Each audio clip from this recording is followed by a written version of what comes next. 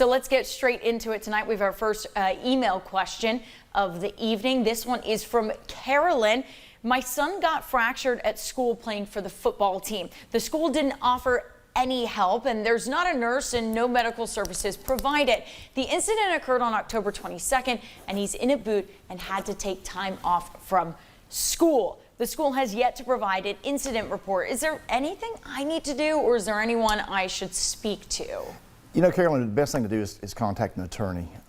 What will happen here is the school actually has insurance to cover your child if he was injured to actually play in a sport for the school or on school grounds. So there's a medical payments provision and sometimes a health insurance provision that will step in and actually pay for any losses that you sustain as a result of the medical expenses. Now, when it comes to any negligence or can you sue the school, you know, that's another question that you need to sit down with the attorney about and discuss with them. Did they have anybody, was this a sanctioned event, or was this something that happened at the playground?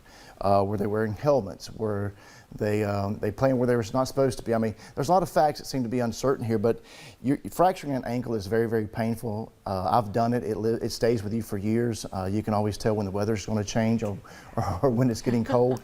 But you know, go to the school, talk to the principal, speak to the vice principal, one of those individuals can help you. They'll file an incident report, but also the school board will give you the information about filing against their policy to pay for and offset the medical expenses that you may or may not have.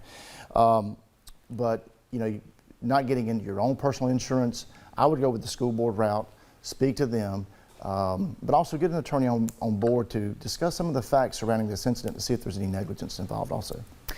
Chris, just based on Carolyn's question, this is just a follow-up. It sounds like it could have been, he said, playing for the football team. I know some of the football players around town sometimes will meet off campus, or sometimes meet together. You know, it's not a sanctioned event. There's maybe no coach there. They're just meeting to work out together. The captains of the team say, hey, we need another practice. We're going to practice together. How does that change Carolyn's question if the school board says, we didn't know anything about this? We didn't, you know.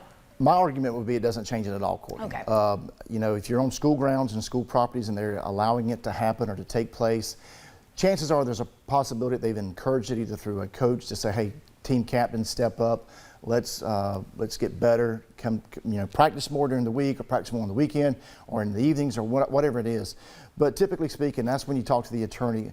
It's like an onion. Take off a layer, get into the facts, and the more that you get into it, the more that you jump into it, you understand that. You know, maybe a coach knew about it. Maybe a coach provided them access to the field. Maybe the coach provided someone with a key to the locker room to get the equipment out. There's a lot more that goes into it. So in my analysis, it really wouldn't change it at all, because a situation like that, typically speaking, it's going to be on the school grounds and the school knew about it or should have known about it or condoned it. Perfect. Hopefully that answers your question, Carolyn.